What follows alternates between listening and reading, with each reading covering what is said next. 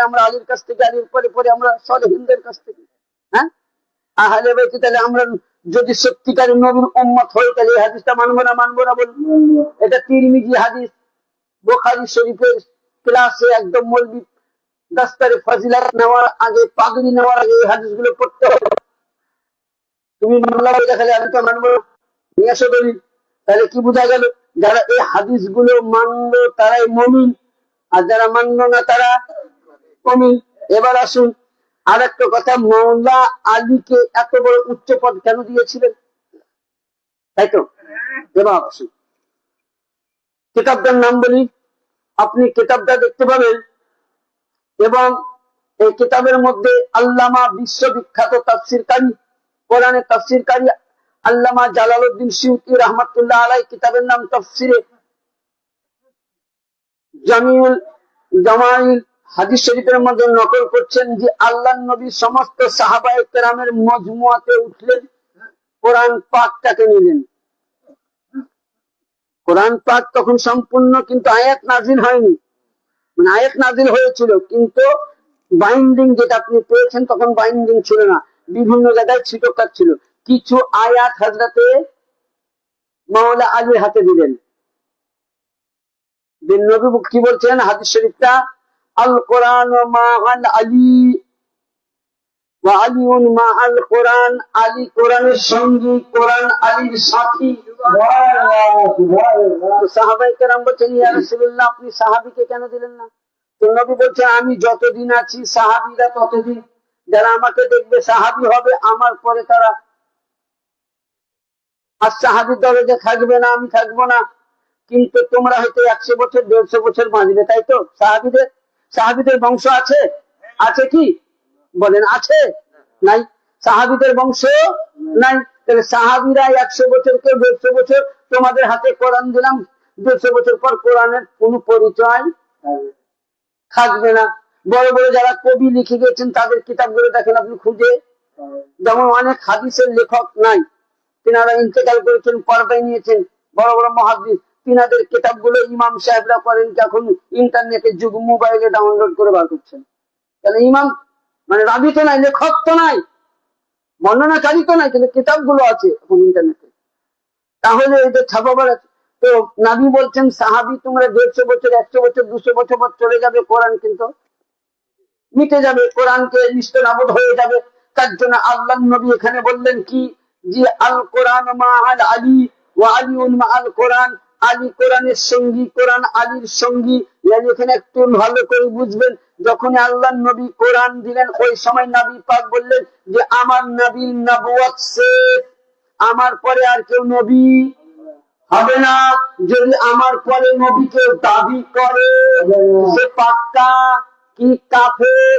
যেমন দেওবন্দি জামাতের মৌলবী আশরাফ আলী থানভী, তার কিতাবের নাম হিজবুল ইমানে লিখেছে যে উনি যে নবী বলে দাবি করেছিল, নাউজুবিল্লাহ। আর যে নবীকে ভোর গালি দেয়, যে নবীর বেহুরমতি করে, যে নবীর ইলমকে জানোয়ারের সঙ্গে সমতুল্য করে, যে নবীদের জ্ঞানকে শয়তানের সঙ্গে সমতুল্য করে, যে নবীকে আমার মতন বড় ভাই বলে, আপনি আমি সুন্নি জামাতের লোক, আবু হানিফা মান্যেরা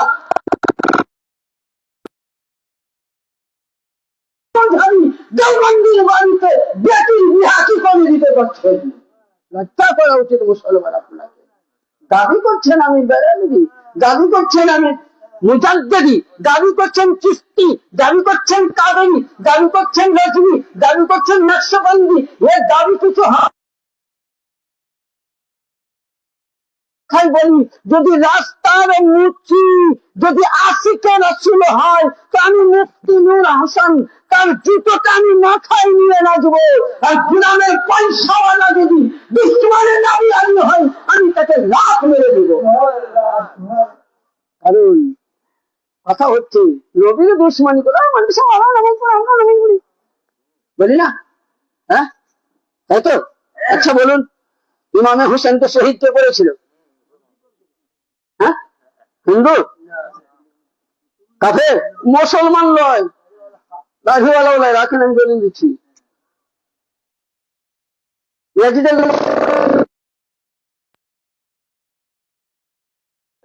22,000। আচ্ছা, কুফাতে সর্বপ্রথম কে গিয়েছিলেন? হযরত মুসলিম বিন আকীল। ইমাম পাককে পত্র কে লিখেছিল? কুফাবাসী। লিখেছিল কে জানেন? কিতাবের নাম বলছি, নুজহাতুল বালাগা। কিতাবের দেখেন, হানাফি আলেম হতে হবে তুমি কিতাব চোখে দেখবি। নুজহাতুল বালাগা, আল মুস্তাদরাকুল হাকিম, জাওহারুল মান্তিকা,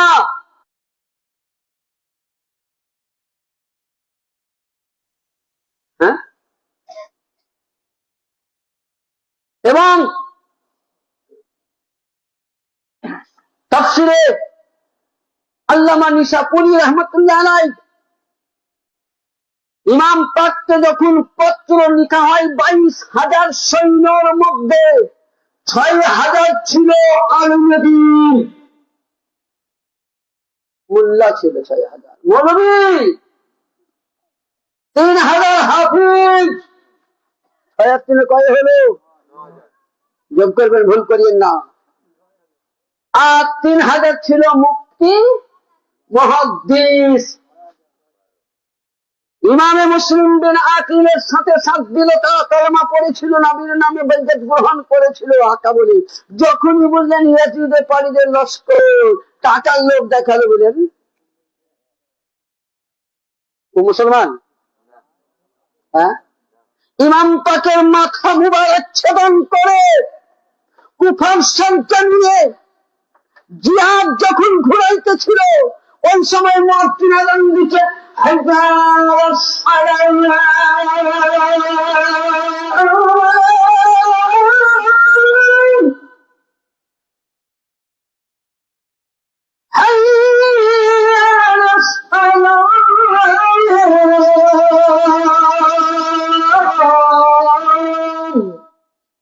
ওনার মাথা মুবারককে নিজের উপরে এইভাবে নিয়েছেন। মুয়াজ্জিন আযান দিতে মাথা মুবারককে পাথরের মধ্যে রেখে জিয়াদের লস্কর গিয়ে আসরের নামাজ আদা করছে। যে জান্নাতের জওয়ানদের সর্দার, যাকে নবী মুস্তাফা, যে আমার রাসূল হাসমিয়ে মুস্তাফা, যে নবী মুস্তাফা, যাদের জন্য যে মোল্লা আজকে তোমরা মেম্বারে খুতবা দাও, তুমি দলিল দেখাতে পারো যে নবীর জামানায় মেম্বারে দ্বিতীয়বার বসা ছিল না। যখন আমার ইমামে হাসান ও হুসাইন মসজিদ নববীতে ছোট্ট ছোট্ট পায়ে মসজিদে আসছেন, ওই সময় নবী আমার খুতবা পড়ছেন, খুতবায় মুবারকা দিচ্ছেন।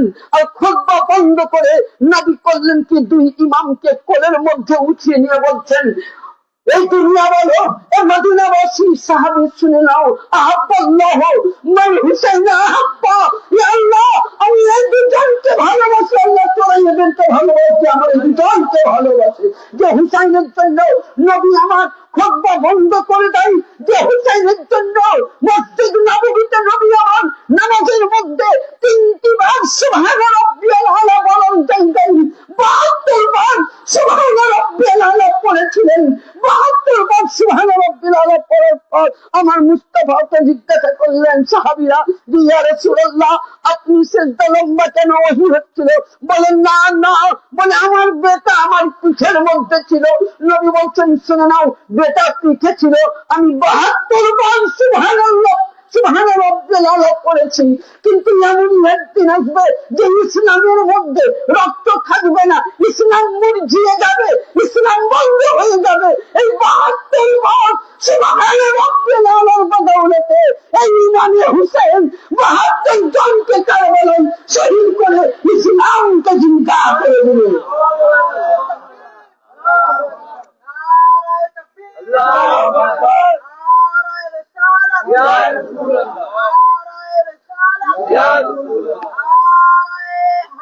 ইয়া ইয়া नहीं छोड़ेंगे, नहीं छोड़ेंगे।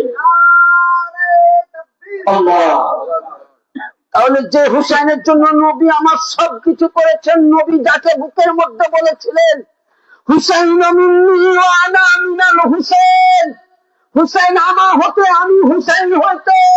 যে হুসাইনের গোলাম সে মুহাম্মাদের গোলাম, যে হুসাইনের দুশমন সে মুহাম্মাদের দুশমন।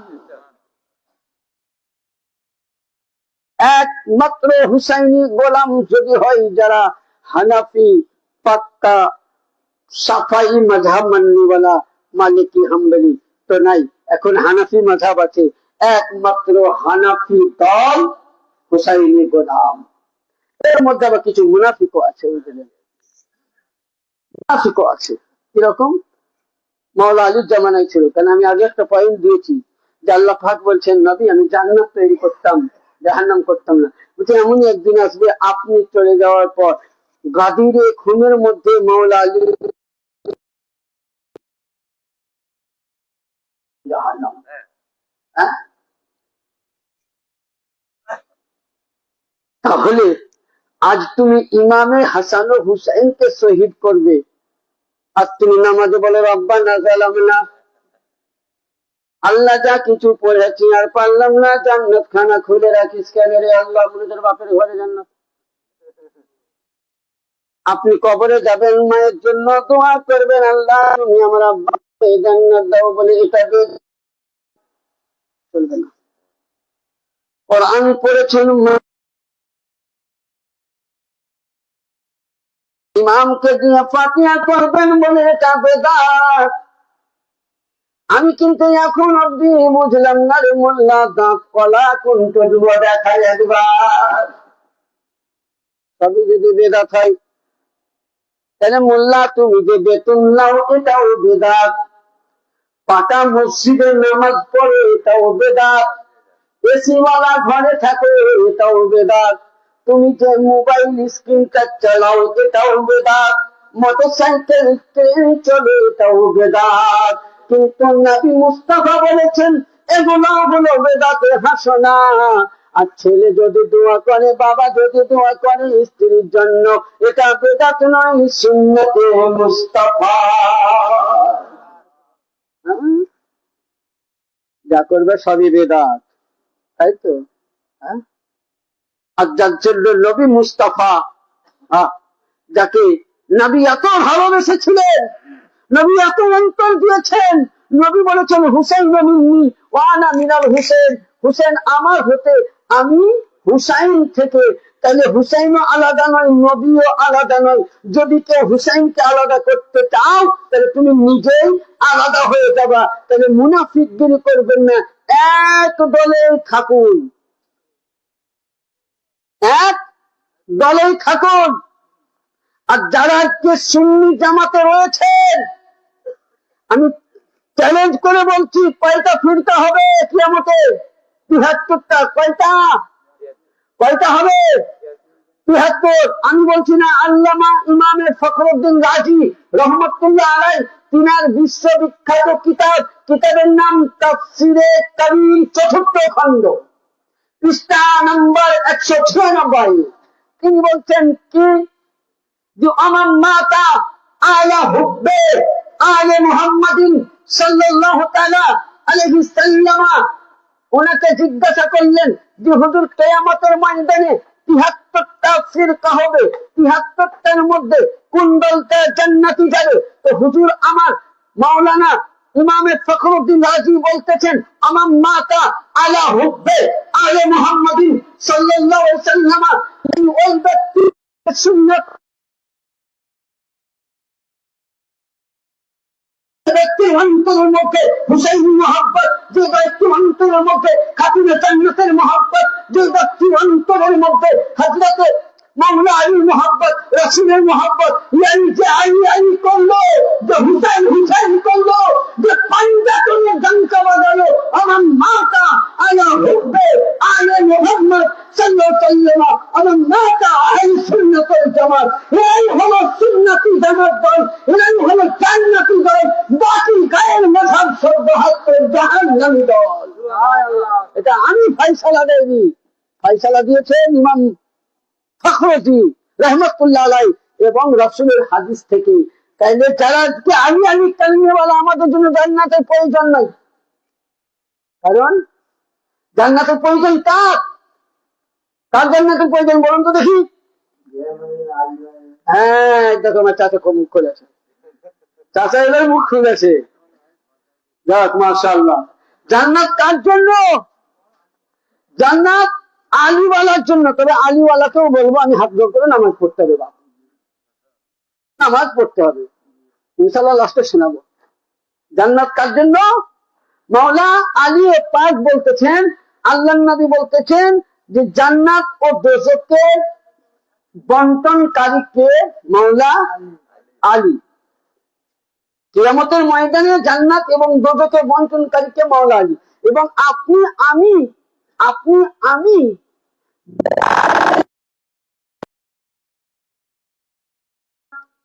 পাওয়ার আশায়, এবং আমরা প্রত্যেকেই দেখবেন আহলে বাইতের গোলামি করি এবং আহলে বাইতকে রাজি করি। কেন করি? কিসের জন্য করি? কোরআন পাকে একটা আয়াতে কারিমা আছে, লক্ষ্য করুন। আচ্ছা দেখবেন, কেউ ধরেন BMW গাড়ি কিনেছে, একটা উদাহরণস্বরূপ, আমি এখন আনুমানিক দাম 50 লক্ষ টাকায় বললাম, একটা মানে আনুমানিক, তারও বেশি দাম হবে, কিন্তু একটা উদাহরণস্বরূপ। এই গাড়িটা আপনি বর্ধমান রুটে নিয়ে আপনি হাওড়া যাচ্ছেন, মেন রুটে। আচ্ছা, আপনার কাছে গাড়ির লাইসেন্স আছে, ড্রাইভারের লাইসেন্স আছে, রোড ট্যাক্স, ধোঁয়া ট্যাক্স সবই আছে, কিন্তু গাড়িটা আপনি বর্ধমানে ঢোকার আগে কিন্তু আপনাকে একটা জায়গায় দাঁড়াতে হয়। কোথায় বলেন তো? টোল ট্যাক্স আছে না নাই? আচ্ছা, ওখানে যদি আপনি টাকা না দেন তো গাড়ি আগাতে দিবে? হ্যাঁ, খুব ব্রেন দিয়ে বলবেন আমি কোরআন থেকে দলিল দিচ্ছি, কোরআন তুলে ধরবাইয়া, এবং তাফসিরে তুলে ধরবো আমি, এবং তাফসির কে করেছেন। তো সে নেতার গাড়ি হোক, মন্ত্রীর গাড়ি হোক, MLA হোক, MP হোক, DM হোক, কিন্তু টাকা।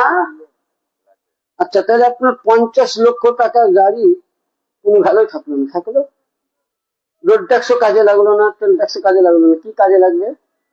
40 কি কথা বলুন, কই টাকা? 40 টাকা, যার যেমন একটা ট্যাক্স আছে। আচ্ছা, কোরআন পাক সূরা সাফফাত, কোরআন পাক সূরা সাফফাত আয়াত নম্বর 24, আল্লাহ পাক বলছেন ওয়াকিফুহুম ইন্নাহুম মাসউলুন। যখন জান্নাতীদেরকে জান্নাতে বললে 73 ফিরকায় 72 জাহান্নামে যাবে, একটা জান্নাতি যাবে, তখন আল্লাহ পাক পুলসে রাতে বুঝলেন জান্নাতি দলকে জিবরিলকে বলবেন ওয়াকিফুহুম, ওয়াকিফুন মানে ঠেহরে যাও, মানে দাঁড় করে দাও, ইন্নাহুম আমি কিছু জিজ্ঞাসা করবো, মাসউলুন কিছু। কোরআন পাক নিয়েছেন, আয়াত আমি দেখিয়ে দিচ্ছি, 23 পড়ায় আছে,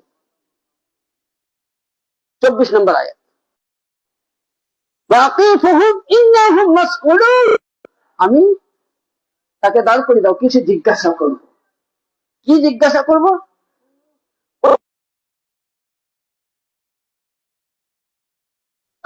জিবরিল আমিন আলাইহিস সালাম আল্লাহকে বলছেন আল্লাহ কি জিজ্ঞাসা করব? আল্লাহ বলছেন জিজ্ঞাসা করো।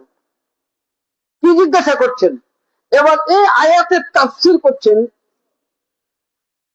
আওয়াকিমুল মুহাদ্দিকা ইমাম ইবনে হাজার বা হাশমি মাক্কি, जो हरामे काबा शरीफের ইমাম, তাফসীর করছেন এই আয়াতে ওয়াকিফুম ইন্নাহুম মাসউলুনা ইন্না ওয়ালায়াতিন আলিয়্যুন ওয়া হাব্বি আহাদি।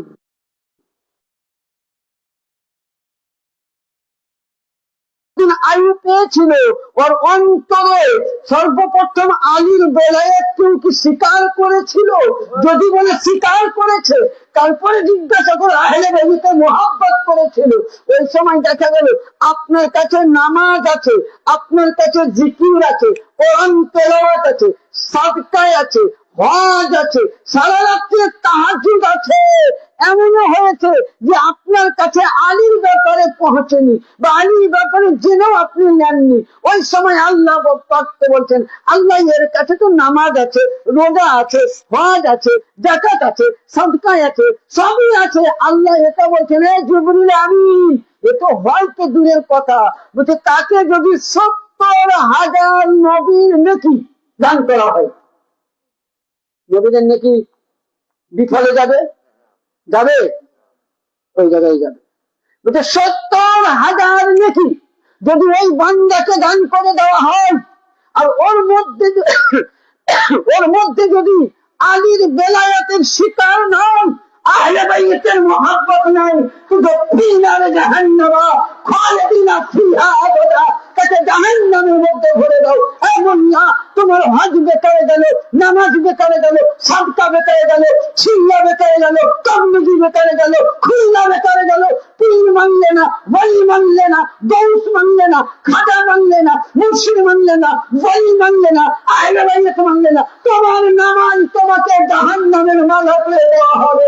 বুঝা গেল যেমন 40টি টাকা না দিলে গাড়ি টোল ট্যাক্সে আগাতে পারে না, ওই রূপ তোমার ইমান মাওলা আলীতে না থাকলে ইমান তোমার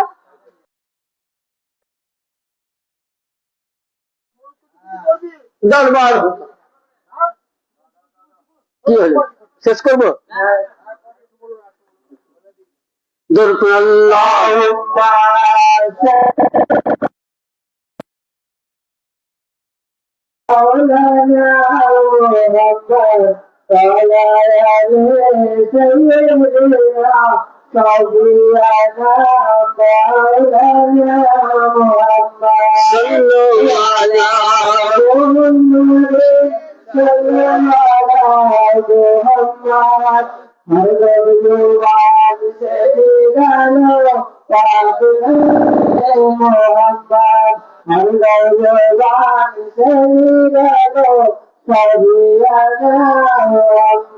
তাহলে কি বোঝা গেল? আপনার 40 টাকা দিবে তবে আপনার দামি গাড়ি হবে, তাহলে আপনার কাছে সবই আছে কিন্তু আলীর মোহাব্বত নাই।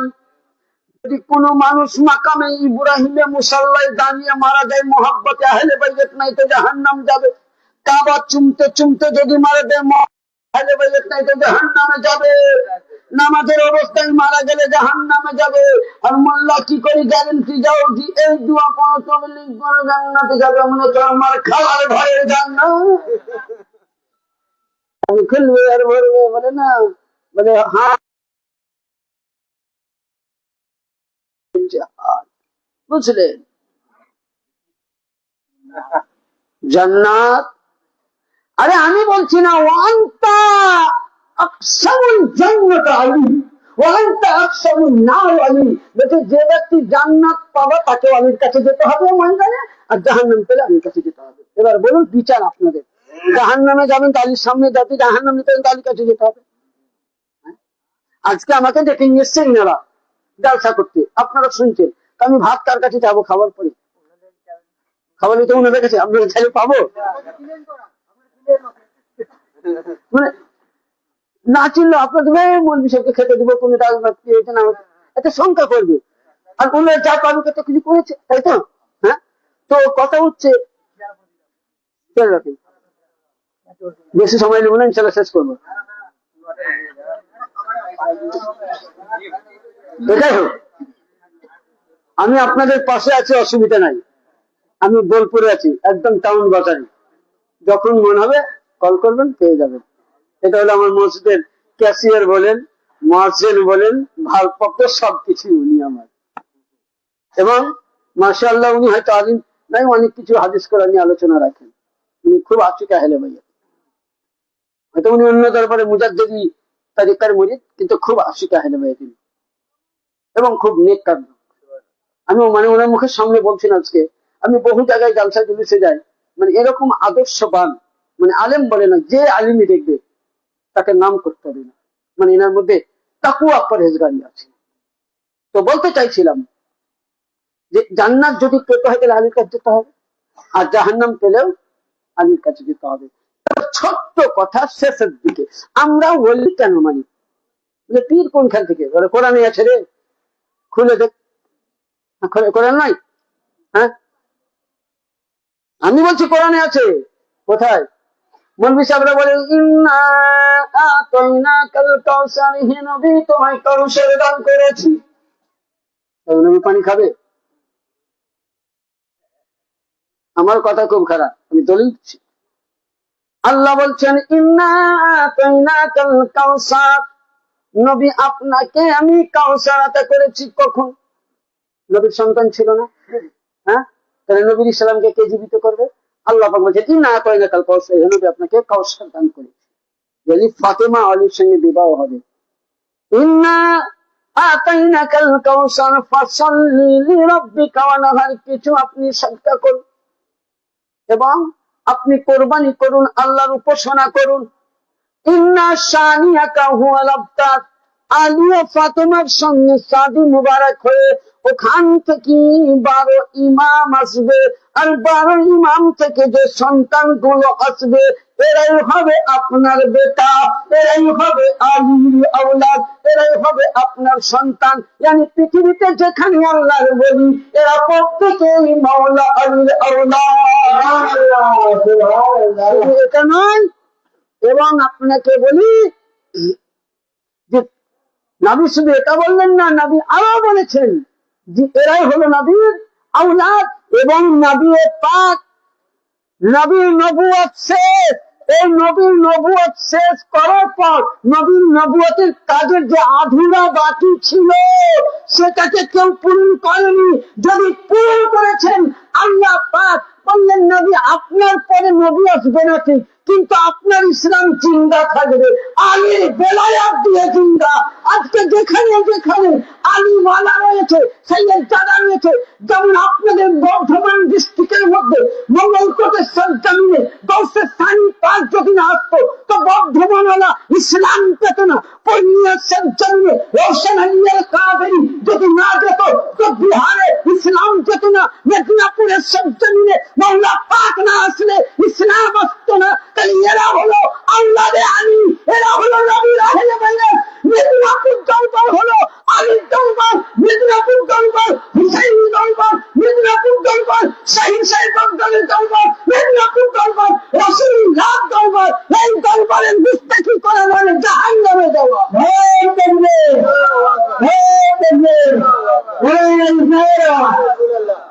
মানে আপনি ভাববেন আমার পীর বলে না, যেহেতু আমাকে আল্লাহ বুঝার এতটুকু জ্ঞান দিয়েছেন, শক্তি দিয়েছেন, ইলম হাসিল করেছে অল্প স্বল্প, ভাববেন আমি বড় মাওলানা, অল্প জ্ঞানের মানুষ, কিন্তু আমি যা বুঝে পেরেছি যে ইনারা হলেন আওলাদে রাসূল, ইনারা হলেন নবীর বংশধর, ইনারা হলেন সেইদের দাদা। আরে মাদ্রাসায় পড়ে মৌলভী হওয়া যায়, মাস্টার হওয়া যায়, ডাক্তার হওয়া যায়, প্রফেসর হওয়া যায়, পীরের কাছে থেকে পীর হওয়া যায়, ফকিরের কাছে থেকে ফকির হওয়া যায়, মাস্টুমের কাছ থেকে মজদুর হওয়া যায়।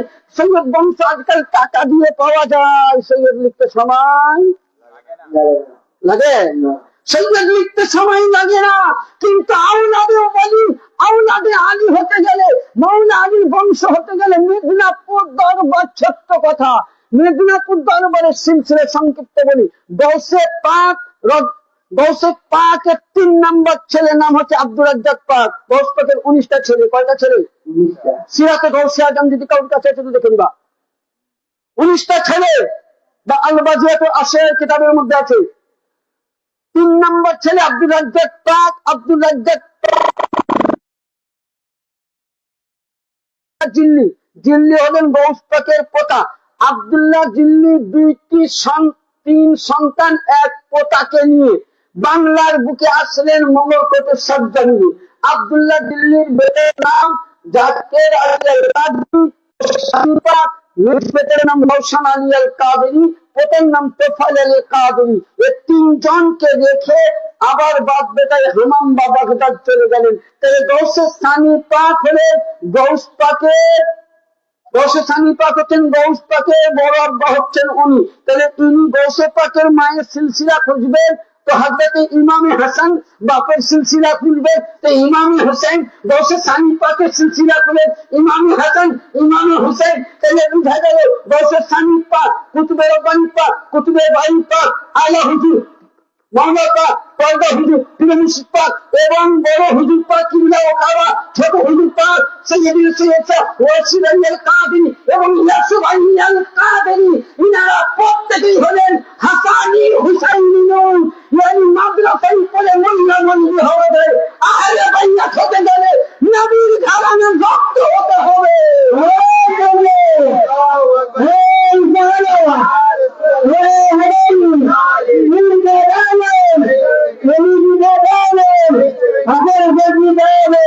যেমন খাজা মুঈনুদ্দিন চিশতি, ইনি হলেন আলী আওলাদ হুসাইনি হাসানি খুন, গৌসে আজম হাসান হুসাইনি খুন। যেখানে আলে রাসূল রয়েছে তারা প্রত্যেকেই নবীর আওলাদ, নবীর খুন। এদের যদি বেয়াদবি করো তসম্মুল্লাহ, তুমি নামাজ পড়ো, নামাজের মধ্যে আমার আকা যারা সৈয়দ দাদা আলে রাসূল তাদের প্রতি সালাম দিলে নামাজ হবে, না দিলে নামাজ হয় না। ওয়ালা আলে মুহাম্মদ, ওয়ালা আলে মুহাম্মদ, ওয়ালা আলে মুহাম্মদ, ওয়ালা আলে মুহাম্মদ, আল্লাহুম্মা সাল্লি আলা মুহাম্মাদিন ওয়ালা আলে মুহাম্মাদিন কামা সাল্লাইতা আলা ইব্রাহিম। আগে বলো আল্লাহ তোমার প্রতি এবং আল্লাহ রাসূলের প্রতি এবং আওলাদে আলীর প্রতি সালাম। তাহলে নামাজের মধ্যে আলী আওলাদকে সালাম না দেওয়া পর্যন্ত নামাজ মুকাম্মাল হয় না রে মোল্লা। তুমি সালামও দিবা, তাদেরকে তুমি বেয়াদবি করবে, নামাজ কাজে লাগবে। আমরা যে সালামটা দেই মহব্বতে দেই, অন্তর ভরে দেই, তার জন্য আমরা দাবি করি আলীর গোলাম। যদি কেউ বলে আলী আলী করা যদি শিয়া হয়, তাহলে আবু বকরকে শিয়া বলো। দেখি বাপের বেটা, আমি 2.5 টাকা দিব। ওসমানকে শিয়া বলো, ওমরকে শিয়া বলো, হাসান বিন ফারসিকে শিয়া বলো, জুবাইরকে শিয়া বলো, জাবিরকে শিয়া বলো। এই নবীর 1,25,000 প্রত্যেকেই আহলে বাইতের গোলামি করেছেন। তাহলে শিয়া যদি আলী আলী কান্নে বলা হয় সাহাবীকে বলো, যদি আলী আলী শিয়া হয় তাহলে হযরত নবী মুহাম্মদকে বলো। আরে আলী আলী কান্নে বলা যদি শিয়া হয় তো স্বয়ং খোদা তো আলী আলী করেছেন। আল্লাহু আকবার, আল্লাহু আকবার, ইয়া রাসূলুল্লাহ, ইয়া আলী।